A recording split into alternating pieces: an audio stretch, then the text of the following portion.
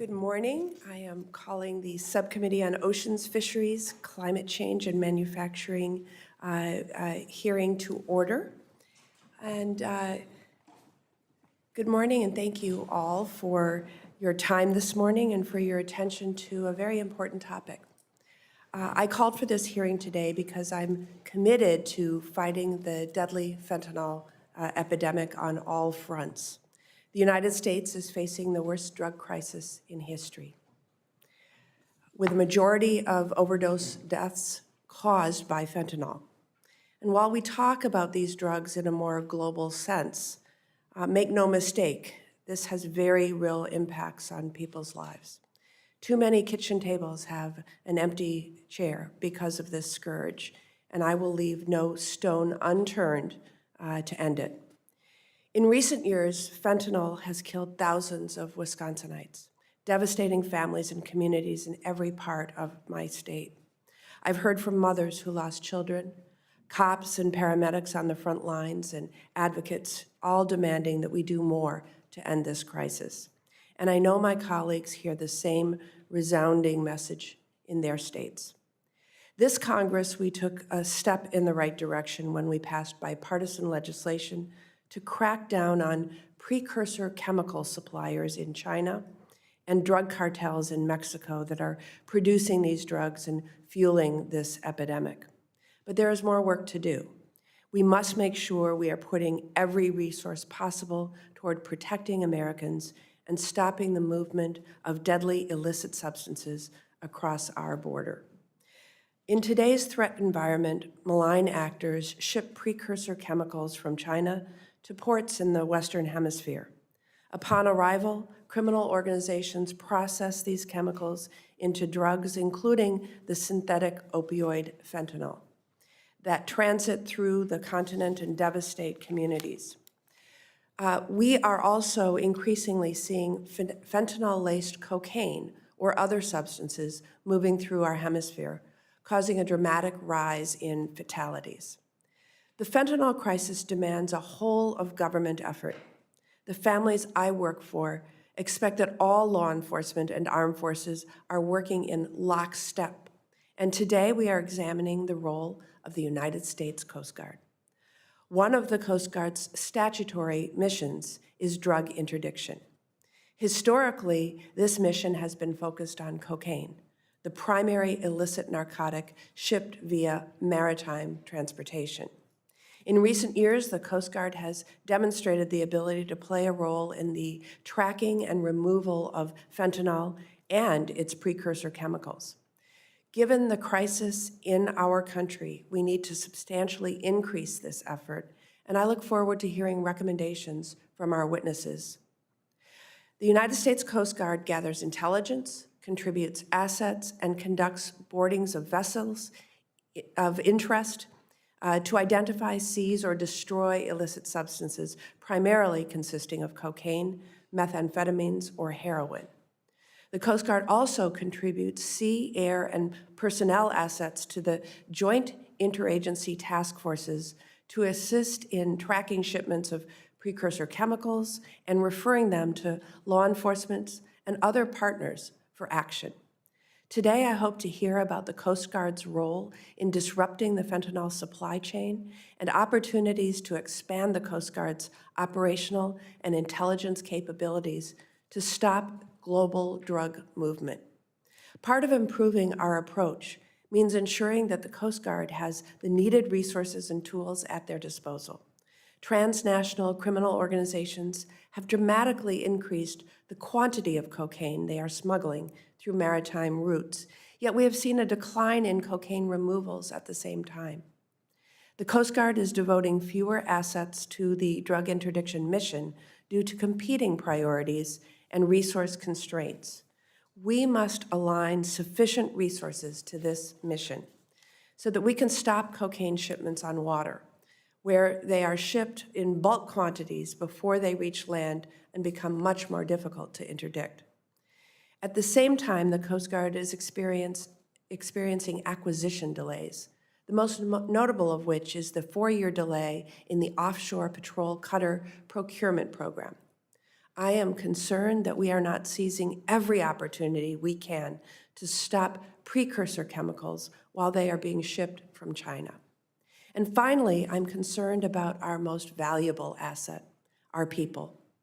As a part of my commitment to keeping Americans safe from illicit substances, I want to identify ways to protect our Coast Guard men and women and the maritime public from exposure to dangerous drugs or chemicals during the course of their regular Coast Guard duties.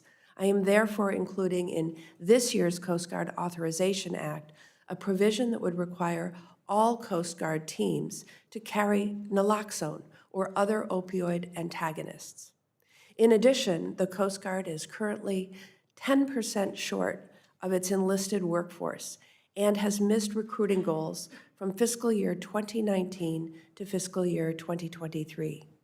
This personnel shortage is felt across the services and impacts every mission, including causing the closure of 3 seasonal stations in the state of Wisconsin. The Coast Guard has laid up ships before their expected retirement date because there are not enough people to operate them. That means we have fewer ships to execute Coast Guard missions, including the critical counter-drug mission. It is imperative that the Coast Guard addresses workforce recruitment and retention challenges, and that includes enacting reforms to ensure that the Coast Guard is a safe environment to work in, an environment that does not allow sexual harassment or sexual assault. In addition, efforts to improve the culture of the services, the Coast Guard must do more to keep its commitment to members, and that commitment includes access to quality and affordable housing, medical care, and child care. It's important to note that these impacts are particularly severe for junior enlisted families, the very ranks we need most today. I am working to include provisions in the Coast Guard Authorization Act that support these quality of life concerns because we want to help the Coast Guard attract and retain a qualified and dedicated workforce. We owe the American public nothing short of the most exhaustive effort to stem the flow of deadly substances into our country. I am now going to call upon our witnesses today. Ranking Member Sullivan is on his way and will be recognized for his opening statement when he arrives. But we will hear from the witnesses and they will speak in order of rank: Admiral Lunday, Rear Admiral Burdian, Rear Admiral Little, and then Ms. McLeod. I thank you in advance for your opening statements and recognize Admiral Lunday. Good morning, Chair Baldwin, members of the committee. Chair, I request that my written testimony be entered into the record. Agreed. Thank you, Chair Baldwin. Thank you for inviting me to appear for you before today to discuss Coast Guard drug interdiction and enforcement operations.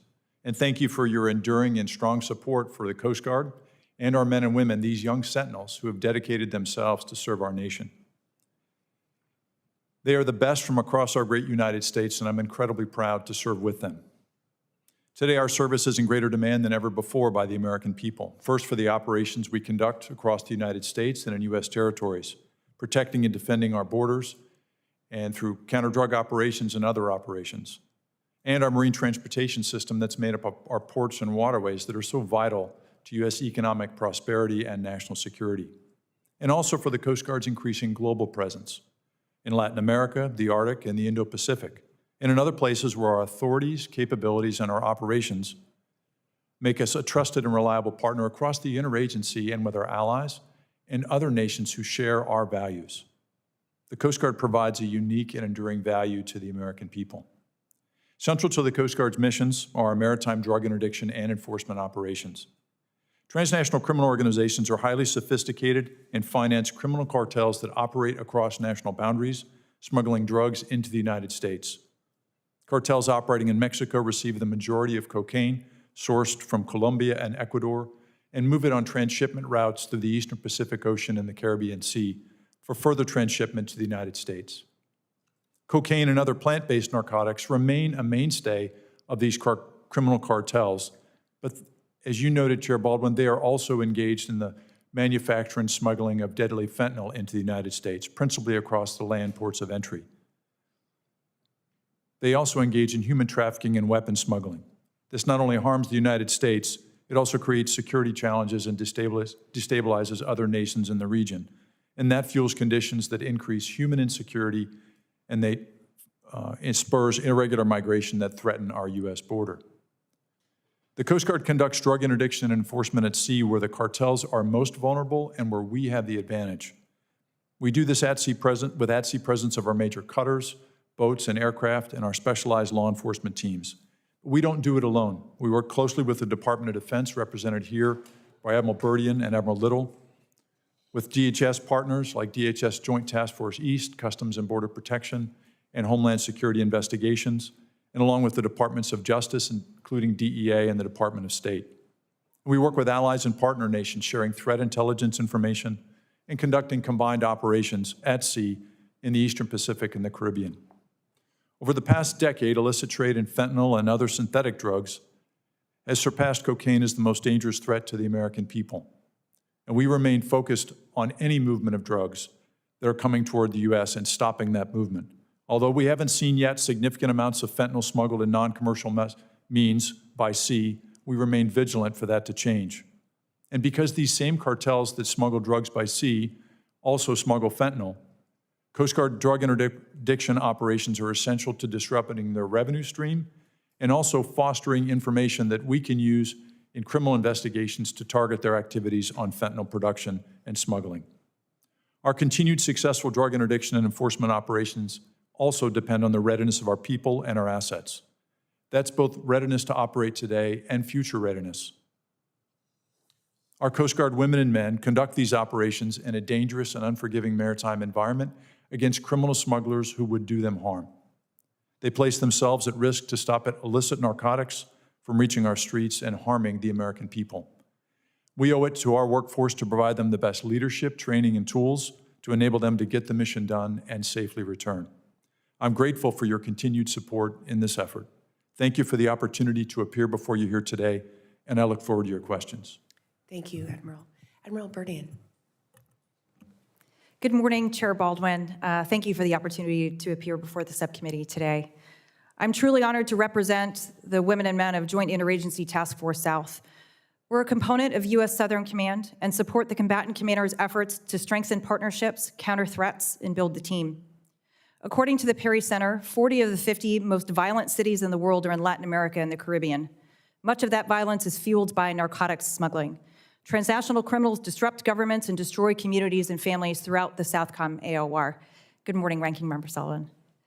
In its 35 years of existence, JADF South has leveraged the authority, jurisdiction, and capability of 5 of the 6 armed services, 13 U.S. law enforcement and intelligence agencies, and 20 foreign partners to detect and monitor drug flows in the air and maritime domains throughout our 42 million nautical mile joint operating area. Would you like me to pause for Senator Sullivan? Okay. Our work together enables... He will follow your testimonies. Thank you, ma'am. Our work together enables the disruption of narcotics consignments bound for the United States and keeps profit out of the pockets of transnational criminals.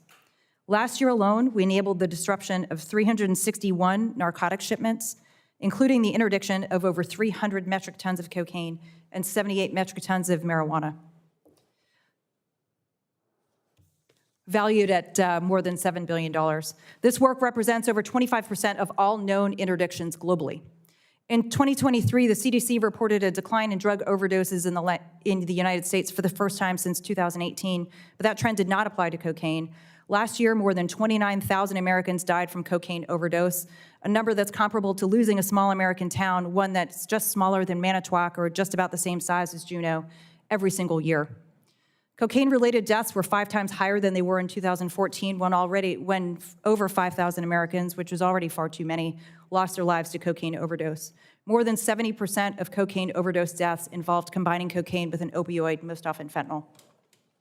Just as American victims mix their drug of choice, TCOs, transnational criminal organizations, or polydrug enterprises, They traffic plant-based drugs like cocaine and marijuana, synthetic drugs like fentanyl, alongside bulk cash, weapons, and people, and they're driven by a single goal: profit. Although we've not encountered fentanyl in the maritime, our efforts advance investigations into criminal organizations who traffic fentanyl into the U.S.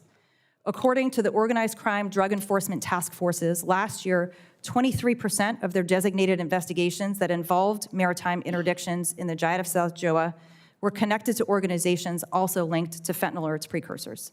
9% of the investigations were linked to command and control elements of the most prolific international drug trafficking organizations. I just want to emphasize the work Giant of South does advances investigations into organizations who traffic fentanyl into the United States. Partnerships are at the core of our success. We integrate investigative and intelligence data from around the U.S. Interagency with information provided by our foreign partners to develop real-time targets that we monitor to turn over to our interdiction partners, like the Coast Guard. The Coast Guard's the largest single provider of U.S. ship days, and those days are augmented using their law enforcement detachments on allied vessels. We began to use the Ship Special Mission, which is a repurposed commercial vessel under contract by Southcom, in 2017 as a force multiplier to enable partner nation interdictions. In its time in service, the SSM has supported the interdiction of over 40 metric tons of cocaine and marijuana, and moreover, has provided our partners with the expertise and experience to operate far offshore on their own. Today, partner nations contribute over 80% of Giant of South supported interdictions. While we're grateful for the commitment of our foreign partners, U.S. law enforcement agencies benefit most from U.S. interdictions. Simply put, more U.S. interdictions lead to more U.S. prosecutions, initiating a virtuous cycle of success. Information gathered during these interdictions drive further arrests, and each arrest can provide witnesses, cooperators, and new sources of intelligence. This intelligence feeds back into our targeting cycle, leading to more interdictions. In short, we can do more with more. Multiple media outlets have reported a surplus in the global cocaine supply that's driven prices down, increased consumption, and expanded markets into Asia and Europe. This shift highlights the global nature of the threat and the complexity, maturity, and agility of transnational criminal organizations, underscoring the need for an integrated U.S. and international approach to counter-narcotics operations. No U.S. government entity is better poised to combat the threat than Joint Interagency Task Force South. Together, we set the global standard for interagency and international cooperation. Thank you for the opportunity to testify before the subcommittee. I look forward to our discussion. Thank you. Next, I will turn to my ranking member, Senator Sullivan, for his opening remarks. Thank you, Madam Chair, and thank you for holding this hearing today. I think it's a really, really important one as it focuses on the maritime drug interdiction issues, which is one element of our strategy that we all need to deal with an issue that's impacting every state in America, and that's the unprecedented drug crisis, especially with regard to fentanyl, that's impacting every state. It's interesting and sad from my perspective, but my state in many ways is the furthest from the southern border, and yet we are facing an unprecedented fentanyl crisis in Alaska. In 2023, opioids killed more Alaskans than ever before. Drug overdose deaths in Alaska, the vast majority of which were fentanyl-related, increased by more than 40% in Alaska, the largest percentage increase of any state in the country. And to combat this, I recently launched an initiative in my state with our governor called the One Pill Can Kill campaign. The point of this campaign is to go out to all Alaskans, especially our youth, to warn them of the threat of taking unprescribed pills. Counterfeit pills are incredibly difficult to spot and can contain deadly amounts of fentanyl. We're seeing this across every state in the country. I do have to say, although we're focused on maritime issues here, the failed open border policies of the Biden-Harris administration have accelerated this disaster. Homeland Security investigations estimates that Mexican cartels, some of which are actually operating in Alaska villages. This notorious Sinaloa cartel is in my state right now. They are now making $13 billion a year smuggling illegal immigrants into the U.S., 26 times what they made in 2018. The mass migration that the Biden-Harris administration has encouraged and allowed has caused a humanitarian crisis, national security crisis, health crisis, and drug overdose crisis. This crisis is also driven by illegal drug trafficking by transnational criminal organizations, or TCOs, as was already mentioned, some of which is being done by maritime means. Last week, Vice Admiral Halsey, the military deputy commander of Southern Command, testified in front of the Armed Services Committee that, quote, transnational criminal organizations remain the primary threat to stability in the entire region. He also said these TCOs, these cartels, get at least 1/3 of their revenue from drug trafficking. Beyond drug smuggling, the TCOs are engaged in arms trafficking, money laundering, human trafficking, and many other horrific crimes. Interdicting drug on the high seas is a key to combating the flow of illegal drugs into the United States. And I want to thank the Coast Guard again for all their great work, and other various law enforcement agencies and partner nations around the hemisphere who do this crucial work. It's imperative. However, our challenges are evolving, and we must adapt accordingly. In the 2024 National Drug Threat Assessment, the DEA administrator highlighted the Mexican cartel's reliance on companies in China to supply the pill presses and precursor chemicals needed to manufacture fentanyl that they are using to poison Americans. I recently co-sponsored in the Senate with Senator Tim Scott the Fend Off Fentanyl Act, which was signed into law. This legislation will help stop the flow of deadly fentanyl by directing the Department of Treasury to use economic national security tools to choke off the profits of the Chinese precursor manufacturers and Mexican cartels that push fentanyl across the border. It will help, but until we secure the border, it will not be enough. Finally, Madam Chair, I want to mention one other thing. The Trump administration, the Biden-Harris administration have all announced agreements that they achieved with the communist dictator Xi Jinping that he would reduce the flow of precursor chemicals from China into the United States. As usual, the Chinese Communist Party doesn't keep its commitments to the United States, whether to the Trump administration or the Biden administration. This is what some of us call promise fatigue, where the Chinese consistently commit at the highest levels of government. Think about Xi Jinping and President Obama in the Rose Garden, where Xi Jinping said, we're not going to militarize the South China Sea. They lie. Great powers don't lie, but China does lie all the time, and particularly when it comes to fentanyl. The Congress of the United States, in a bipartisan way, is tired of hearing the Chinese making agreements with Republican administrations, Democratic administrations on fentanyl, and never keeping their word. The Chinese Communist Party is engaging in chemical warfare against the United States. We are tired of it.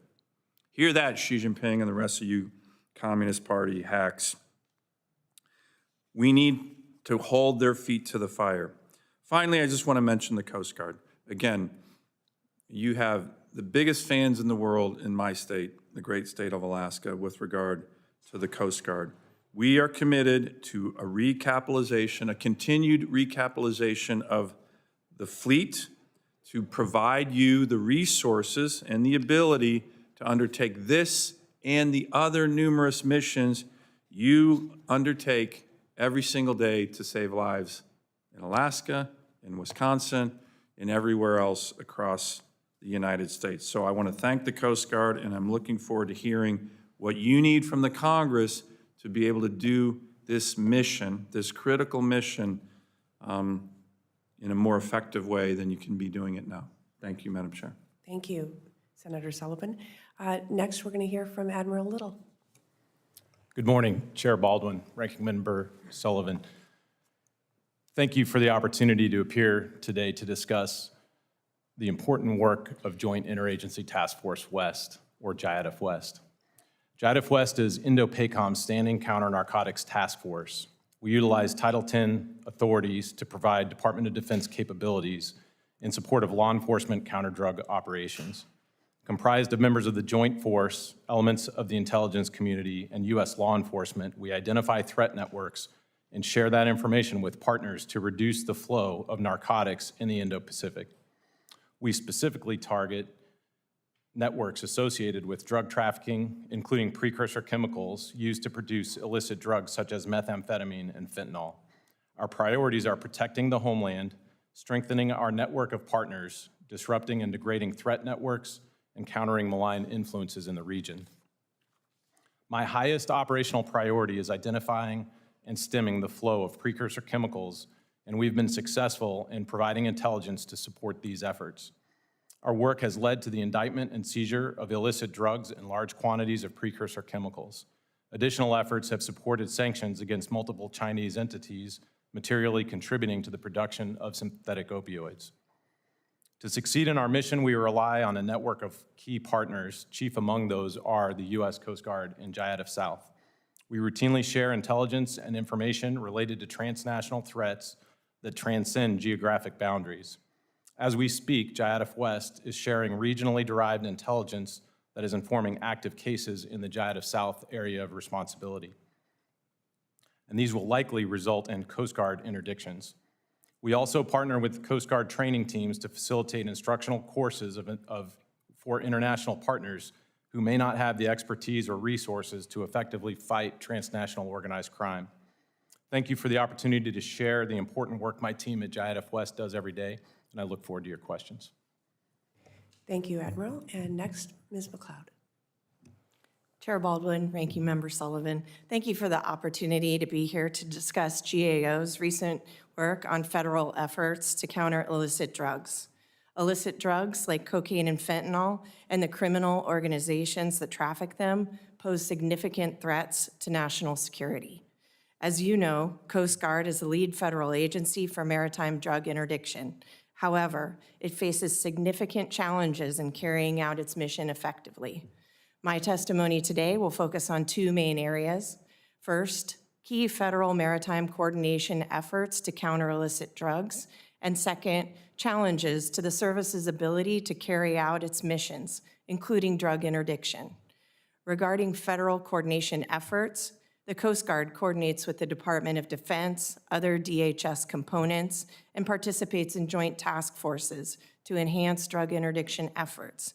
One key example is JIADF South, which coordinates interagency counter-drug operations in the Caribbean, Gulf of Mexico, and Eastern Pacific. Just last week, the Coast Guard, in coordination with JIADF South, offloaded thousands of pounds of cocaine that it seized in the Caribbean. Such seizures demonstrate the value of task force efforts. But our work in 2019 and 2024 has shown that task forces have not consistently assessed their efforts. This is essential for making decisions about priority and resource allocations. We have 9 recommendations to the Coast Guard and others pertaining to task forces that remain unaddressed.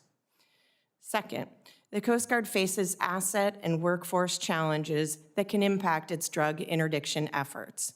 The Coast Guard's aging fleet of vessels and aircraft face maintenance and reliability issues.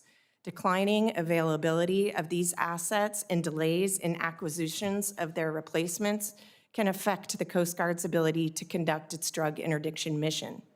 Our work has noted that acquisition program delays continue to affect the availability of Coast Guard assets. For example, the Coast Guard's newest cutters, the Offshore Patrol Cutter and the Polar Security Cutter, are intended to support law enforcement missions like drug interdiction and prevention of illegal fishing. But we found that combined, these two programs are billions of dollars over their initial cost estimates and more than 2 years behind schedule. We've made dozens of recommendations in those reports on how Coast Guard can better manage acquisition programs for new vessels and aircraft. Another challenge I'd like to highlight is uncertainty around the Coast Guard's workforce needs. In recent years, the Coast Guard has raised concerns that its mission workload has outpaced its workforce levels. Staffing gaps, particularly in specialized units like tactical law enforcement teams, can hinder drug interdiction efforts. Despite these concerns, Coast Guard has conducted limited assessments of its workforce needs. Specifically, the service reported that it has assessed needs for just 15% of its workforce, a process that it began 20 years ago. The Coast Guard estimates that it is short thousands of service members. Without workforce assessments, it doesn't know the true magnitude of the shortfall and which units or missions are most effective. One of our recommendations from our review is that Coast Guard update its workforce planning document with timeframes and milestones for completing these assessments. Finally, our work has identified challenges related to quality of life factors in healthcare and housing, among others, that may affect the Coast Guard's ability to retain personnel. For example, many Coast Guard stations are located near vacation destinations or in remote areas, which can make it difficult for service members to find available and affordable housing. Earlier this year, we found that the Coast Guard hasn't conducted a survey about members' housing challenges since 2012. We recommended that the Coast Guard do so, which would allow the service to better respond to members' housing needs. In conclusion, while the Coast Guard plays a vital role in maritime interdiction, it faces significant challenges carrying out this mission effectively. Continued coordination with partner agencies will be key as the Coast Guard faces declining asset availability and workforce shortages. Addressing our open recommendations in these areas will help ensure that the Coast Guard is effectively and efficiently using its limited resources to carry out these critical missions. Chair Baldwin, Ranking Member Sullivan, this completes my prepared statement. I'd be pleased to respond to any questions you may have. Thank you. Thank you all for your testimony and opening statements. Your full statements will be made a part of the record. I'm going to, before we start a round of questioning, I'm going to recognize Chair Cantwell for an opening statement. Madam Chair, I will put a statement in the record, and if we can go to questions, that would be great. Absolutely. Your statement, opening statement will be made a part of the record. I want to begin a round of questions. Each member will be given 5 minutes in this opening round. And I want to begin by acknowledging that our nation's effort to counter global drug trafficking requires a whole-of-government approach.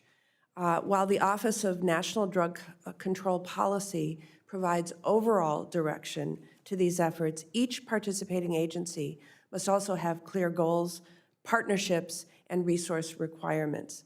Ms. McLeod, can you please describe the Coast Guard's role in disrupting the flow of drugs and precursor chemicals within the National Drug Control Policy, and also what it would mean for the Coast Guard to have its own policy to prevent the smuggling of illicit synthetic drugs such as fentanyl? The Coast Guard plays an important role in this area. There's no doubt about that. And our work has shown that the collaboration is very strong in these areas, including JIADF South and JIADF West and other task forces. However, our work has shown that the Coast Guard has struggled with foresight and managing towards a future that is different from the past. And I think that would be something important to look at in such a strategy. Thank you.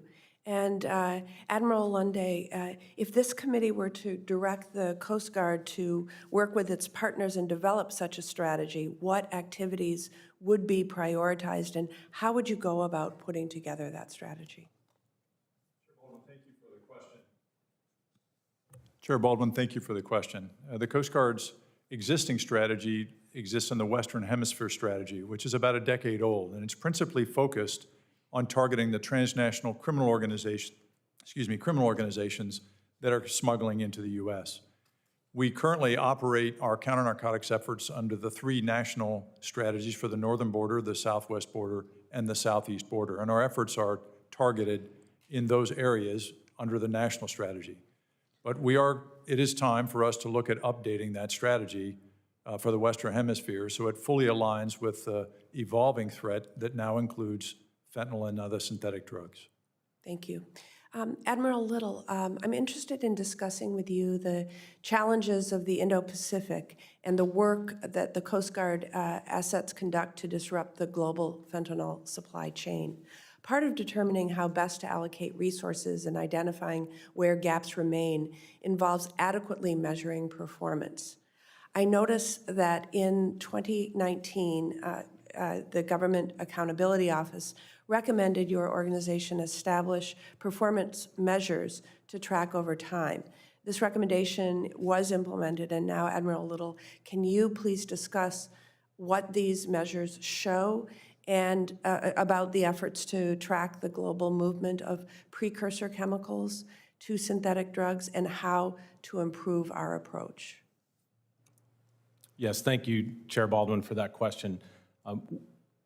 We have looked at that 2019 GAO report and verified, what we did in 2019. And what I will say is I believe our metrics have evolved significantly and improved significantly even from that time to where we are now.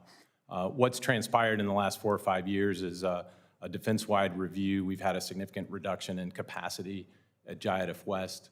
And we've evolved as an organization as we've had to reassess where our priorities are. As I mentioned in my opening statement, our number one priority being that of chasing the flow of precursor chemicals into the Western Hemisphere. So we've evolved our evaluation metrics to align with 4 lines of effort to include our number one priority, which is getting after the flow of both fentanyl precursors and the equipment that supports the supply of those things.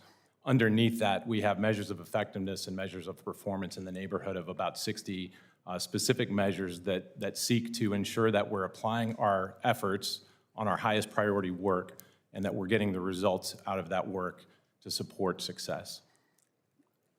And just one example of that, of those results include increasing the number of interagency partners that we're working with, increasing the amount of cooperation, and significant increases in successful interdictions of precursors. And on that topic, can you describe how you're increasing cooperation with Mexican partners specifically to stem the flow of precursor chemicals into Mexico? And how is that taking shape? Yes, thanks, Chair Baldwin. Mexico is a critical partner in stemming the flow of precursor chemicals, particularly in the maritime environment. And as Ranking Member Sullivan mentioned in his opening remarks, the type of flow and the way those chemicals move in bulk into the ports and then into inland Mexico for further production into fentanyl, methamphetamines, or other synthetic opioids. Our role in that is to provide visibility and transparency to U.S. and international law enforcement to understand where are the chemicals, where are they coming from, and where are they headed. When we identify those at risk for diversion, we work very closely with U.S. law enforcement in Mexico City to get that information to CIMAR, the Mexican Navy who controls the ports, so that they can detain those chemicals and conduct further investigations prior to diversion for illicit use. Thank you. Senator Sullivan. Thank you, Madam Chair. Let me follow on that, Admiral Little. Do you have concerns about corrupt Mexican officials in terms of who we're dealing with? Is that part of our problem, that we can't trust our partners? Our role is directly with U.S. law enforcement, so most of the information that we share will be specific to a load, and then those relationships take place between those partners and the embassy. From our observations, we've had good success with vetted crews and members of CIMAR and other Mexican organizations that we have high trust in. Okay. And maybe Ms. McLeod or Admiral Lunday, you can address this, but my opening statement made the point that I think is very clear, is that the Chinese make these commitments on precursor chemicals at the highest levels, whether in the Trump administration or with the Biden administration, and it just doesn't seem to go anywhere. Has GAO looked at this at all? Would you agree with me that the commitments they're making, look, it's a dictatorship. If Xi Jinping wanted to go to the precursor chemical people and say, hey, shut it down or you're going to be thrown in jail, like he throws his foreign minister and defense minister and everybody else in jail, he could stop it. So what's your sense of what the Chinese are doing? And clearly they didn't abide by the agreement they had with the Trump administration, and it doesn't look like they're abiding by the agreement they have with the Biden administration. What's your assessment on that? GAO recently added the drug crisis to our high-risk area, which is an area that we continue to look at all aspects of how to manage the issues that the nation faces. So through this work, we continue to look at the various threats that as they come through. So that's something we have work underway on. But have you done an assessment on whether or not you think they're abiding by the agreement they did with the Biden administration? I don't recall that we've done work on that yet. Maybe you can take a look at that. I can look into it. Admiral, have you assessed that at all at your level? Ranking Member Sullivan, that's not a specific issue that we've looked at in the Coast Guard with respect to high-level agreements between the U.S. and China. But we are, as you know, for the Arctic, close to Alaska, we're very concerned about China's activities in and around the U.S. exclusive economic zone. Yeah. And so we're focused on that operational activity. Let me ask the panel as it relates to that question, or what you just raised. Just in my state, you've seen it last summer, and particularly just in the last 2 months in Alaska, we've had a joint Russian-Chinese naval task force, 7 ships last summer, or 2 summers ago in Alaska waters. Last summer, a joint Chinese naval task force, 12 ships in our waters, a joint Chinese-Russian strategic bomber task force that we, in our AIDAs 2 months ago, actually 6 weeks ago, Chinese surface vessels in our Alaska waters 4 weeks ago, and this past weekend, with this big Russian-Chinese military exercise, 3 AIDAs incursions, right, that we had to go intercept those guys in 1 week. And naval assets off the coast of Alaska, including 2 nuclear subs from Russia, 50 miles off the coast. My question is, the Coast Guard has limited assets. You have gone and shadowed these big operations. But how do you divide that up with the Navy, with Indo-PACOM? The 2 summers ago when we sent one 150-foot Coast Guard cutter to go shadow that 7-ship Russian Naval Joint Task Force off the coast of my state. I love the Coast Guard, but I let senior military officials know that was not sufficient, right? If there was a joint Russian Naval Task Force that large off the East Coast, we would have sent a carrier strike group to go greet it.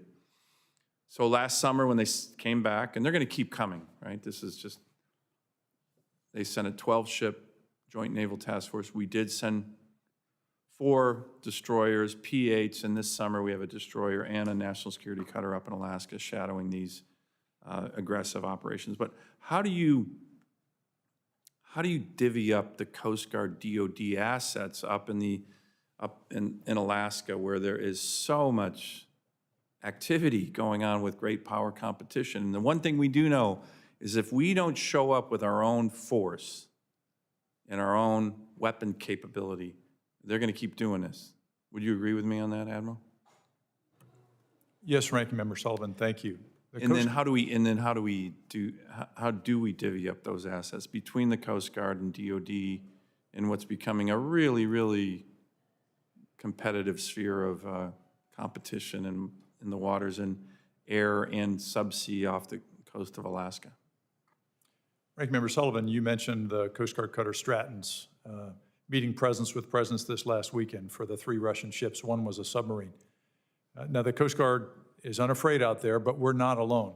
All of our activities are fully coordinated with U.S. Northern Command, Indo-Pacific Command, and Alaska Command. And so how we decide to meet presence with presence is fully coordinated, even when the Coast Guard's operating under our own organic Coast Guard authorities.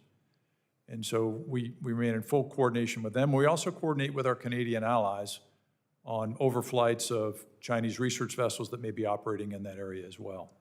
And so this is a sustained operation that we have in place to make sure we meet presence with presence and demonstrate the importance of U.S. sovereignty, not only in our waters, but ensuring that these Russian Navy vessels and the PLA Navy vessels, the Chinese warships, that they are operating consistent with customary international law and that they know the U.S. is watching.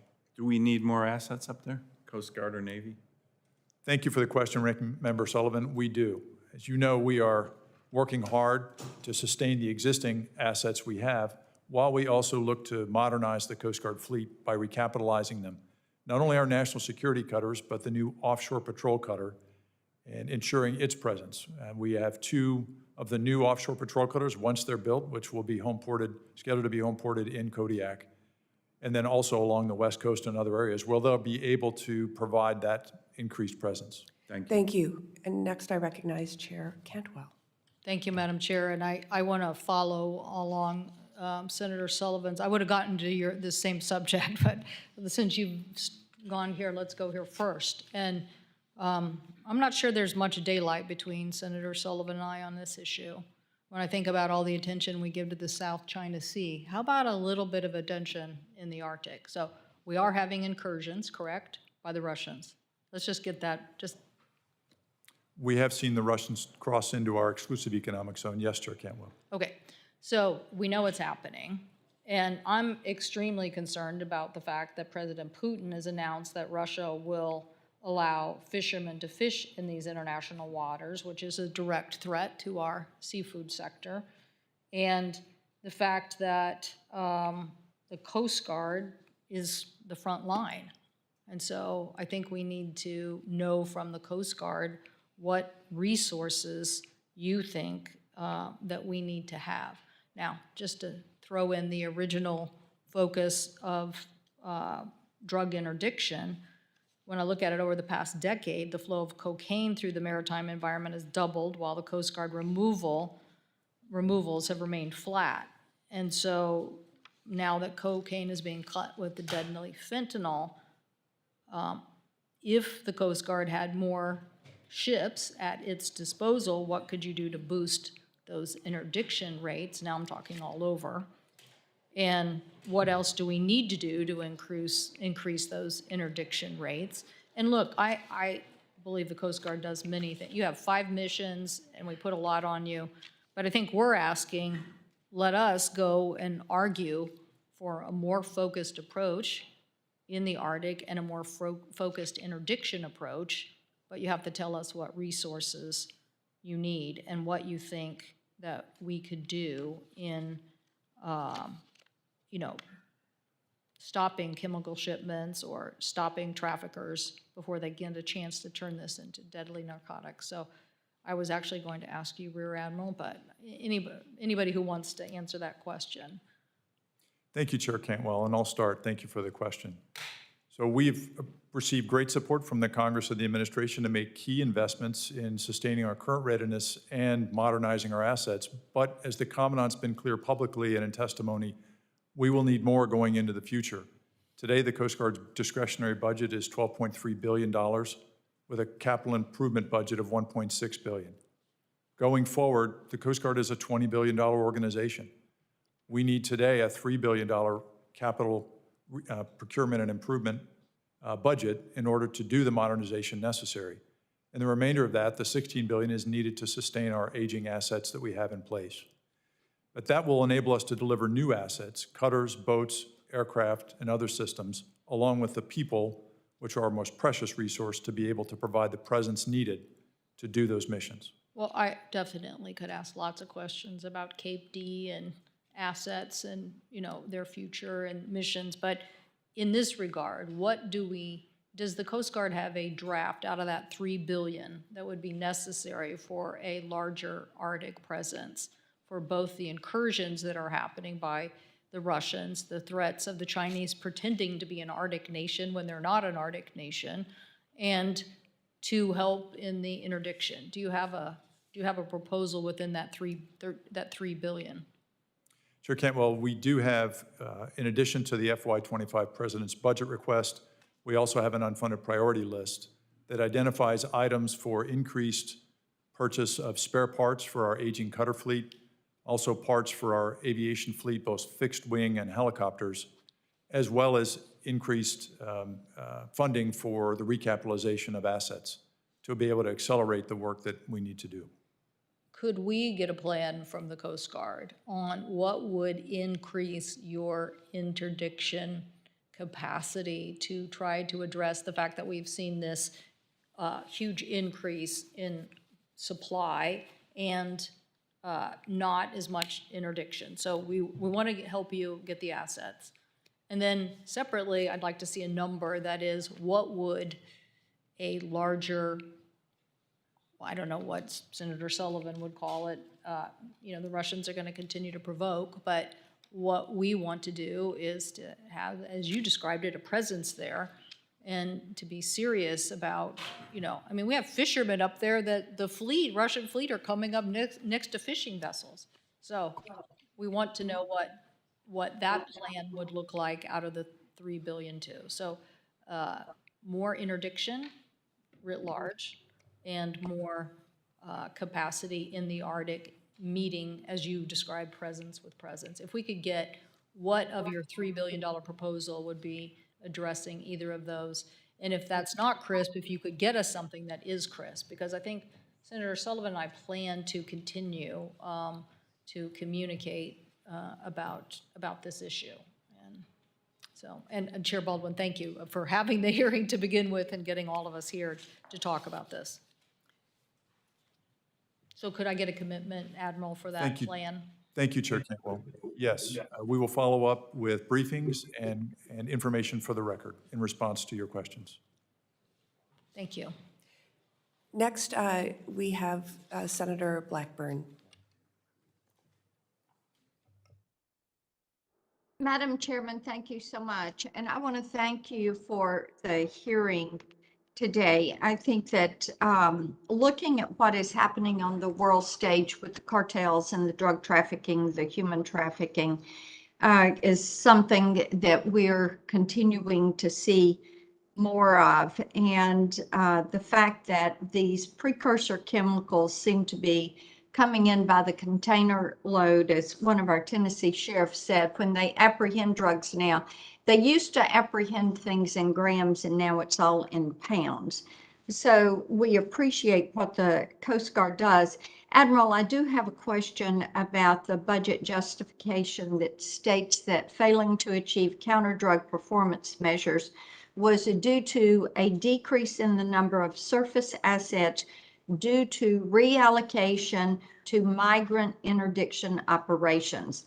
And we know that a decade ago that the Coast Guard would interdict 15% of estimated cocaine maritime drug flows. And in 23, the numbers were 3.6%. So do you continue to see a reduction? Do you expect to continue to see a reduction in drug interdiction because of the illegal migrant flows? Senator Blackburn, thank you for your question. So I was the Atlantic Area Commander for the Coast Guard in 2023. As I took command in 2022, we were beginning to see an uptick in irregular maritime migration from Haiti and from Cuba, moving in the South Florida Straits and off the Windward Pass towards South Florida. So I made the decision, after notifying the Commandant, that we were going to begin to shift major Coast Guard cutters, aircraft, and personnel from the counter-drug mission, which is about saving lives and protecting our border, but over to the effort to stop the irregular maritime migration toward the U.S., which is also about saving lives and protecting our border. Our mission there, which is conducted in a task force, a Department of Homeland Security task force, is to prevent a maritime mass migration that, would it occur, would present a national security threat to the U.S. The last time that happened was in 1994 from both Haiti and Cuba. And so we surged assets starting in August of 2022 to prevent that from happening, maintaining a higher than 80% at-sea interdiction rate. And again, our mission is to interdict those ventures, those migrant ventures, as far from U.S. shores as possible, and then rapidly repatriate them to their country of origin. So it's a life-saving and a border control mission. And over the last 2 years, we've been successful in preventing a maritime mass migration. We will always have a presence to prevent that pressure against the U.S. southeast border. And now we've begun in the last several months to shift those major cutters back to the drug interdiction mission working for Admiral Burdian at Joint Task Okay, Force let South. me, not to interrupt, but I do want to ask you this. Going back to February 23, when you started to see a, an, an uptick and a skyrocketing in the numbers of the illegal migrants, you had two senior members of the Coast Guard that wrote an article. And they talked about the migrant interdiction operations were in a state of emergency. So tell me where you put the number to say we are now in a state of emergency. And how many a day, a week, a month, a year? What are you facing? You have referenced twice when you got to that state of emergency. Oh, so are we still in what you would classify as state of emergency? Thank you for the question, Senator Blackburn. So under our plan, which is a Homeland Security plan that we lead, we entered a surge phase for prevention of a mass migration. So it's not, the emergency was not a term we were using at the time, but we were seeing a historic surge in irregular maritime migration. And so we took an urgent approach to address that. Okay, let me ask you this, because with some of the migrants, these illegal aliens that come to the southern border, or you are interdicting them at sea. We know that there are gang members, Tren de Agua, TDA, the Venezuelan gang. You also have MS-13. These are dangerous people. So what are you doing to protect our men and women in uniform so that they are going to be safe as they are handling these instances? Thank you, Senator. So first, we make sure that our people, our Coast Guard men and women that are conducting this mission and encountering migrants at sea are well-trained and that they have the equipment they need to be able to process and then repatriate those migrants safely, and then continue to treat each person we encounter with dignity and respect until we know their background. And we do collect biometrics. That's an expansion of the capability that we had. We started that in 2023. So we better understand who we are encountering at sea. Okay, thank you. Thank you, Madam Chairman. Thank you. Next, we have Senator Budd. I thank the chair and I thank the panel for being here. Admiral Lunday, I'd like to ask you for a status update. As you know, there's an ongoing environmental emergency in Buxton Beach, North Carolina, which is part of the Cape Hatteras National Seashore. And before 2013, the Navy and Coast Guard, they stored fuel at the beach. And it used to be buried, but now oil's washing onto the beach and leaking into the ocean. Folks in the area are rightly concerned and frustrated because it's gone on for more than a year. There are three primary federal agencies with responsibility here. It's the National Park Service, the Army Corps of Engineers, and the Coast Guard. Now, I know that the Coast Guard is working with the other relevant agencies, and then the Army Corps of Engineers recently announced they're deploying a team to monitor and take potential actions if petroleum releases are observed. But is the Coast Guard involved with these efforts? Senator Budd, thank you for the question. I first became aware of this issue when I was commanding Atlantic area last year, and I began to receive emails directly from local residents and community members in the area and in Buxton. And so I became familiar with the issue and what we were doing, working with the National Park Service, the Army Corps of Engineers, and the Navy. And we continue to be involved in those efforts. As you noted, Senator, I noted that the Corps of Engineers last Friday deployed a team to begin removing potentially contaminated soil, and they announced that they awarded a contract to bring in additional equipment to begin to remediate some of the potentially contaminated soil in the area. But the Coast Guard remains fully involved in that and in coordination with the Corps, with the National Park Service, and the Navy. So you do agree that there is an active spill? And first of all, thank you for your efforts through the Coast Guard on this, but you do agree there's an active spill? Well, Senator, we sent Coast Guard pollution responders earlier in the year and last year to determine whether or not we could take action as if it was an oil spill into the water. As we arrived on scene, we did not detect the level of, or detect any spill that we could respond to under our authorities. That didn't mean there was nothing that could be done, because there are other authorities that the Army Corps and others are using and that we're leaning on to be able to address the problem. But at the time and in our response, we have not seen an active spill that enabled us to use our organic Coast Guard oil spill response authorities. Has the Coast Guard determined whether there's an authorized program it can use to remediate the site? Well, we're working with the Corps of Engineers and the Park Service to look at that, Senator. And so that's part of a federal team effort to address the challenges there. One more question on the authorities. Would it be possible for the Coast Guard's oil cleanup authorities to be used here since petroleum is washing into the ocean? I just want to be clear on this. Senator, although we haven't seen oil washing into the ocean specifically, but if we do detect that, our oil spill response authorities could be used. So we are continually in communication with not only the federal partners, but with the local community. And if there is oil going into the water, we will respond under that oil spill response authority. Yes, sir. Again, I know there's multiple agencies involved here. How long, in your best estimation, would it be before those that are concerned, all of us in North Carolina concerned about this, how long do you think it can be before we expect that these are all cleaned up?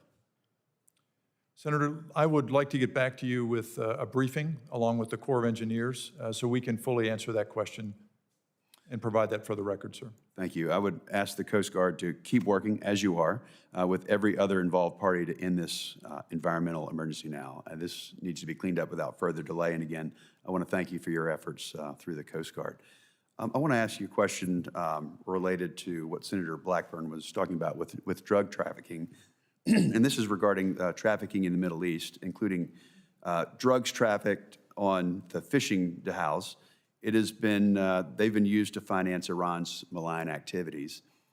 If the Coast Guard if your assets are operating in the CENTCOM AOR and you discover illegal narcotics aboard a vessel, what happens to those narcotics and to the crew that is attempting to traffic those illegal narcotics? Thank you for the question, Senator Budd. Our forces over there, and we have almost 400 Coast Guard men and women and 6 Coast Guard cutters permanently stationed there. They operate under the command and control of U.S. Central Command and then 5th Fleet Naval Central Forces under the command of Admiral Wyckoff. So they're performing a Department of Defense mission. Now, I don't represent the Department of Defense today, Senator, but in my experience as a force provider to them, our crews typically, when they encounter a dhow, one of these vessels that is smuggling drugs, we will destroy the drugs at sea, gather information about the master and the crew of the vessel, and then we'll disembark the vessel. Thank you, Admiral. This is a yes or no question. Is it fair to say that these would-be drug traffickers face no other punishment other than having their drugs seized? In my experience in that scenario, that's correct, Senator. Thank you. Thank you. I am going to start a second round of questioning and go a little bit out of order to allow Senator Sullivan to go first because he has another appointment. Thank you, Madam Chair, and I just have one final question. It's an important one. So as Senator Cantwell mentioned, the Russians have announced that they're going to stop even abiding by EEZ rules when they're fishing, and they're going to go into other people's EEZs. This is in line with other dictatorships like the Chinese with their IUU fishing. Senator Whitehouse and I have been working on a bipartisan bill dealing with IUU fishing that would target China, primarily with more naval and Coast Guard assets. My question, Admiral, maybe you can take it, or anyone else from JIATIS West or South, because it's IUU is a giant issue all over the world, particularly with these Chinese gray fleets, is that in addressing the IUU fishing problem in our fish bill, that's the name of our bill, to address IUU fishing, which the Coast Guard helped us write, provides assets, but tying that problem back to the topic of today's hearing, is there overlap in terms of assets and efforts and resources that can be used in the counter-drug mission that can also be used in combating IUU fishing, particularly as it relates to Chinese use of precursors on the drug issue, and the Chinese fleets being the biggest violators of IUU fishing in the world. Admiral, maybe take a crack at that, and then anyone else. Thank you, Ranking Member Sullivan. It's an important question, and I thank you for your support to strengthen the Coast Guard's tools and the federal government's tools to address the problem of IUU fishing, a global problem, but one that actually impacts our seafood industry as well. And so I thank you for the additional tools. In terms of a cross-connect between what we may be seeing in IUU fishing and drug interdiction or the drug problem, we're looking closely at that. We see these distant water fishing fleets travel around the world, stay persistently at sea, and engage in IUU fishing, and that destabilizes maritime nations that are trying but may not have the capability to protect their own waters. And that could be a connection to challenges to movement of drugs and other malign activities. So it's an area we're focused on.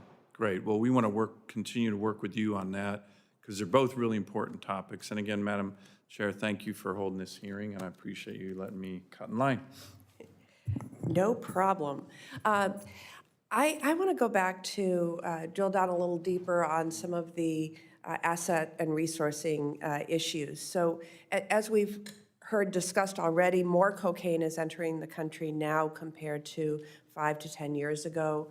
And in fact, the flow of known cocaine into America has doubled over the last decade, while the amount interdicted by the Coast Guard has remained flat over the same period of time.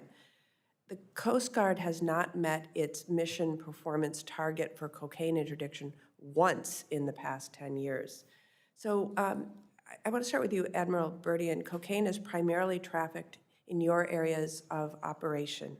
And it's now, as we know, frequently being cut with fentanyl, leading to tragic losses across America. I'm concerned that we're not resourcing the Coast Guard sufficiently to address that threat. And so just how much additional cocaine could be stopped from reaching this country if your organization received additional Coast Guard sea and air assets as well as personnel? And is there a specific Coast Guard asset whose shortage most affects your mission? Thank you for the question, Chair Baldwin. I'm proud to say that today we do have 6 Coast Guard cutters operating under the tactical control of GIADF, operating between the Eastern Pacific and in the Caribbean, as well as a law enforcement detachment on board an allied vessel. So we have seen a restoration of those forces in support of GIADF South's detection and monitoring mission. While I couldn't speak to how much more is enough, there really is no replacement for U.S. Coast Guard law enforcement capabilities and authorities in the GIADF South JOA. When the Coast Guard conducts an interdiction, we not only remove those narcotics from the water, but the pocket litter, the electronics, that intelligence is exploited by those crews, and the individuals who are involved in the smuggling effort are brought back to the United States, to the Department of Justice for prosecution. And that work really contributes to the broader U.S. efforts to dismantle the transnational criminal organizations who are conducting the trafficking. I would like to mention also, we have 6 partner nations contributing their forces in the Eastern Pacific, and another 6 partner nations and an allied partner operating in the Caribbean. And they're doing extraordinary work. I mentioned they contribute to 80% of the 307 metric tons that were interdicted, supported by GIADF South last year. And they are providing some information. They give us biometrics. They exploit the pocket litter, and that goes into U.S. databases for our use. But more Coast Guard cutters are vital to the effort. And the best Coast Guard cutters, the national security cutters, we've got 2 of them in the JOA right now, are exceptional assets. Their ability to deploy law enforcement teams, utilize airborne use of force, the stability, the seakeeping of those assets is simply irreplaceable. The medium endurance cutters who do come down to the joint operating area, they do tremendous work. Those crews are working so hard, and I value all of them, but it's difficult. They're operating aging assets that break frequently, and they're embarked airborne capability is then not usable. We lose ship days to the need to conduct emergency maintenance and repair on those assets.